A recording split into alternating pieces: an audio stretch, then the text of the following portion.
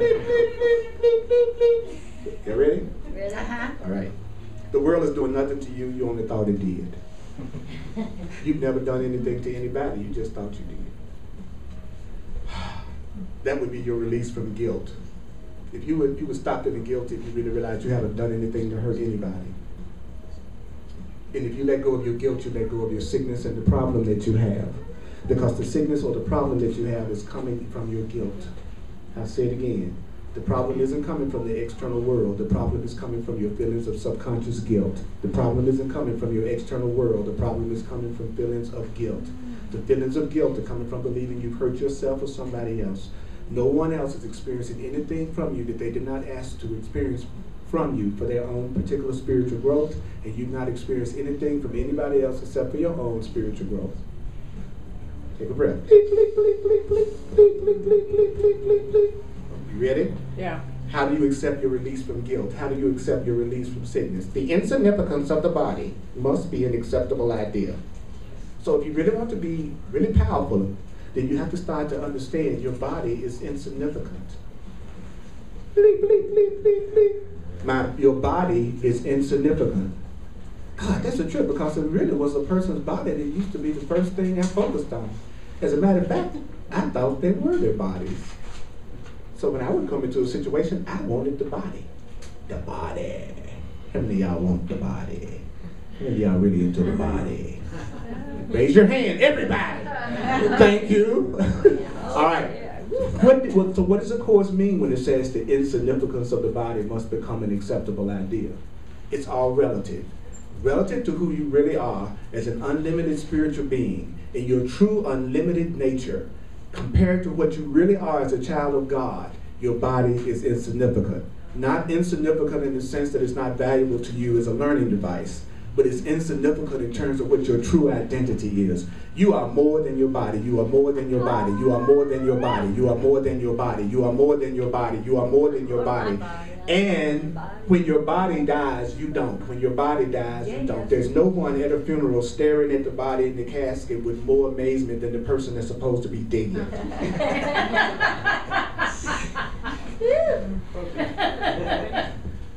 And they're checking out who came too. If you don't show up, they're gonna hunt you. But all of us have that. But haven't you had that thought though? Yes. If I make my transition, who's gonna come to my funeral? Absolutely. Who many people? And what what really alarms me is how, to the part of me that thinks it's mortal, is that even when you make a transition, the world seems like it doesn't stop. Nothing seems. It's like my sister made a transition earlier this year, and I find that it's interesting to me to still find myself laughing, going to movies, going to parties, and there's a part of me that feels a little guilty about that. Like, how could you dare still laugh, and your sister who you love so much seemed like she made a tragic transition this year? And so what I realized, besides the fact that my sister told me she was all right, because once you start to study the truth and you realize that you're really not your body, and you believe that people still continue to exist beyond their body, then they have a way of communicating with you and letting you know that they're okay. And so she and I have had that conversation, which is really cool. Yeah.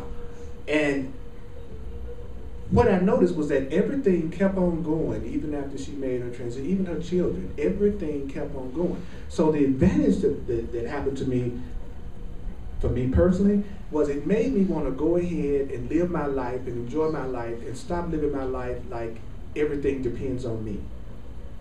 Do you know what I mean? Mm-hmm. You know how you think if you don't handle everything and you don't make everything happen and you don't take care of everything and everybody, then somehow or another it's just not going to happen. So you put this unrealistic burden on yourself, like you're the one that's so responsible for everything, and you never allow yourself to really enjoy your own life. Because you think that you're the one that's holding it all together. And the funny thing about it is that if you made your transition and went home tomorrow, everybody and everything would keep right on moving and going and flowing. So I would advise you to really be more present with loving yourself and living your life and enjoying your life and not taking responsibility for everybody else's happiness and everybody else's welfare. your responsibility to all the people around you is for you to be happy so that you can show them that it's possible to be happy. Our role in the world is to be happy so that we can show people it's possible to be happy through a change of mind. I mean, what kind of teachers of love and higher consciousness are we if we're not the ones that's ever demonstrating the very qualities that we say would happen if we practice our spiritual truth? I'm practicing my spiritual truth, but I'm not a living example of it. So what good is it? I'm studying all this stuff, but I'm not reflecting at all the change that would happen within a person who practiced this. So if I say I believe in this stuff that I'm studying every day, then I should be an example of it at some level in my day-to-day reality. People should be able to look at, Earl, you studying this new thought stuff, it means you should be able to handle things better than you used to. Yeah, I go crazy sometimes. I just had an ego thing come up for me very recently. The interesting thing about it was I saw my crazy self, and at the same time I saw the part of me that still recognized the truth. And the beautiful thing about it was that I have people in my life that when I lose my mind, I can go to them and they remember the truth for me, so I can go ahead and go crazy in peace. It didn't mean I went crazy and tried to pretend that I felt good when I didn't feel good, or that I felt peace when I felt anger. It didn't mean that at all. It meant that I could go ahead and vent my anger, vent my misperception. Because I've been in this stuff so long that even when I'm crazy, it's a part of me that realizes that if I'm angry, I'm wrong. So even in the midst of my anger that I feel innocent about, I still realize I'm wrong. What do I mean by being wrong? Whatever I'm feeling is coming from the thoughts that I'm giving myself. So if I'm angry, the anger is coming from what I'm telling myself, not from what I think has been done to me, because it's what I'm telling myself is determining how I feel. What I'm telling myself is determining how I feel. So even if I'm angry, I'm wrong, not because of the right or the wrong of the situation. I'm wrong because I'm choosing thoughts that don't give me peace. That's where I'm wrong-minded. And then in the New Age community, it's real popular saying, oh, everything is right, there is no wrong. That's cool. But it's easier for me if I say attacking someone is wrong-minded, because I've already learned not to want to be wrong-minded. So just by me saying that, it works with my previous program, and then my mind would automatically try to correct the situation because I like to be right. So the minute I tell myself this is wrong-minded, the part of me that likes to be right, and I'm going to tell you, it's a part of me that likes to be right. Is there a part of you that likes to be right? Sometimes likes to be right more than it likes to be happy? Right. Yes. Okay, so why not work with that part of me? So there's a part of me that likes to be right. I tell myself my anger is coming from wrong-mindedness. How is it coming from wrong-mindedness? Because I'm telling myself something that's making me mad. Do I try to stuff the feeling and pretend I don't feel it like most New Age, New Thought people do? No, that's why they end up on top of buildings shooting people.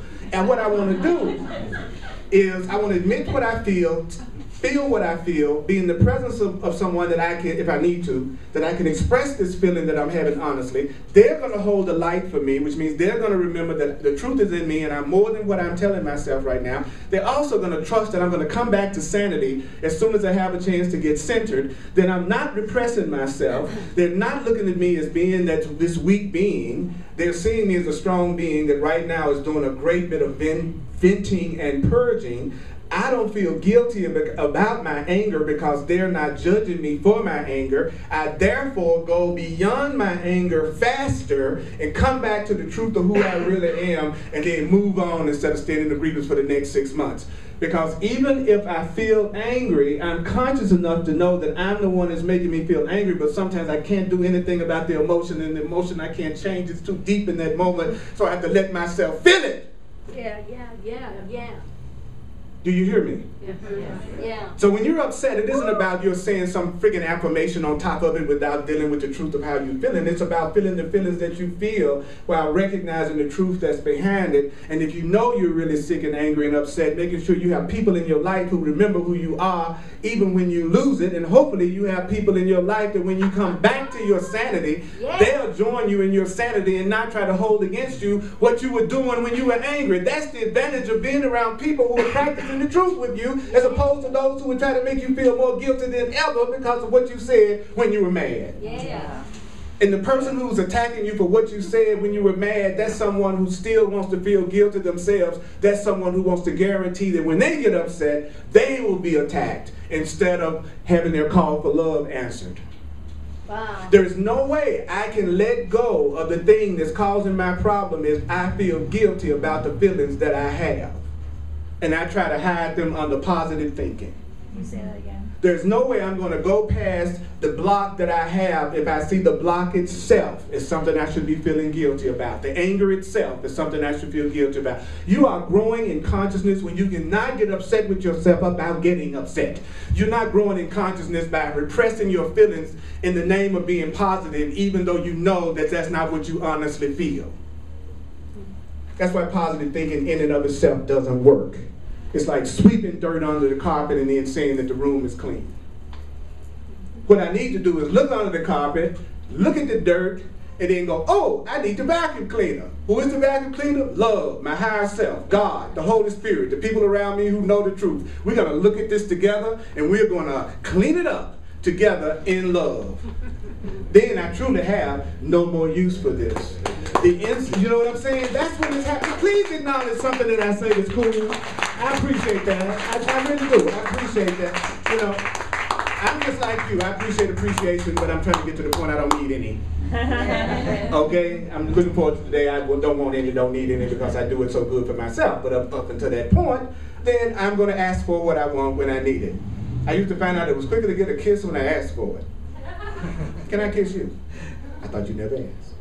You know, so, or they say, no! I'm gonna call the police if you come any closer. Anyway it goes, you've saved some time. You know, it's funny. You know, it's funny, like a lot of times I've heard women say, I just wish men would just be more honest about what they want from the very beginning instead of playing them games. You know, but if a guy walks up and says, God, I want to take you to bed right now this second, can I take you to the bathroom and get you? You probably say, no! So he got to say other stuff, you know. I wouldn't say no. It's funny. I mean, this is too real funny. I go back to being phony spiritual, okay? This will make everybody happy. Okay, it's supposed to be, you know, I'm just being real, you know. So give a person a reward for being honest. Don't condemn them for it. Right. Don't attack them for telling you the truth. Make them feel like that was the smartest thing they've ever done. You know, somebody comes to you and tell you the truth, and then you attack them and go off, then that's not going to encourage them to keep on being honest with you about what they're feeling and thinking, no matter how much you want them to. When you're really on a real high level of consciousness and love, all you want is the other person's freedom anyway, and all you want is for them to feel innocent about whatever they choose to do with their body or anything else, because their body is insignificant in terms of the relationship that you really have with them and who you really are. But that's a very high level of consciousness. The level of consciousness that you would free the one that you love because you know that love is the only thing that's real. When you get to that level, you know you're cooking. Now you know you're getting there. Now you know you're getting to the point where you're getting ready to let your pain go. Because the pain comes from trying to control other people in order for you to feel secure and feel safe. That's why you make up all the rules. It's a form of control.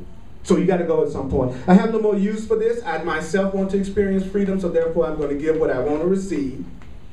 And when you let go of the idea that your body is the most significant thing, even more important to you than your spiritual identity, then the pain will be gone.